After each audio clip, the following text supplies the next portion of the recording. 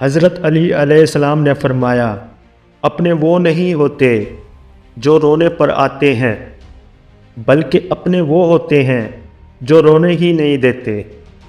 حضرت علی علیہ السلام کے پاس ایک یہودی آیا اور کہا، میں نے سنا ہے آپ مسلمان جب عبادت کرتے ہو تو برے برے خیالات آتے ہیں، جب کہ ہم عبادت کرتے ہیں تو ہمیں نہیں آتے۔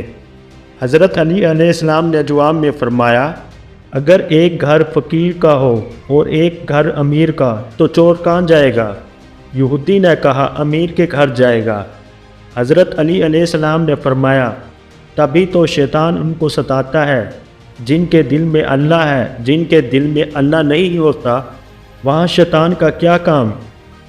اگر کوئی شخص بھوک مٹانے کے لیے روٹی چوری کرے تو چور کے ہاتھ کاٹنے کی بجائے بادشاہ کے ہاتھ کاٹے جائے۔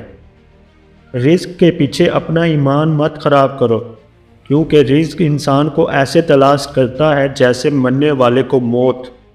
جب لوگ آپ کو اپنی اوقات دکھائیں تو آپ کو یقین کر لینا چاہیے کہ وہی ان کی اصل اوقات ہے۔ آنسو کا ہر قطرہ دنیا کی ہر چیز سے زیادہ مہنگا ہے، لیکن کوئی اس کی قیمت اس وقت تک نہیں جان سکتا جب تک وہ اس کی آنکھ سے نہ نکلے۔ ہمیشہ اپنی چھوٹی چھوٹی غلطیوں سے بچنے کی کوشش کرو، کیونکہ انسان پہاڑوں سے نہیں پتھروں سے ٹھوکر کھاتا ہے۔ دوست کی غلطی ریت پر لکھو تاکہ پانی اسے مٹا دے، اور دوست کے احسان پتھر پر لکھو تاکہ اسے کوئی مٹا نہ سکے۔ درخت اپنا پھل خود نہیں کھاتے، دریا خود اپنا پانی نہیں پیتے۔ پتہ ہے کیوں؟ کیونکہ دوسروں کے لیے جینا ہی اصل زندگی ہے۔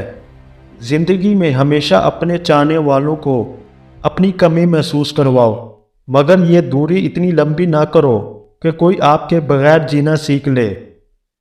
انسان چہرہ تو صاف رکھتا ہے جس پر لوگوں کی نظر ہوتی ہے، مگر دل کو صاف نہیں رکھتا جس پر اللہ کی نظر ہوتی ہے۔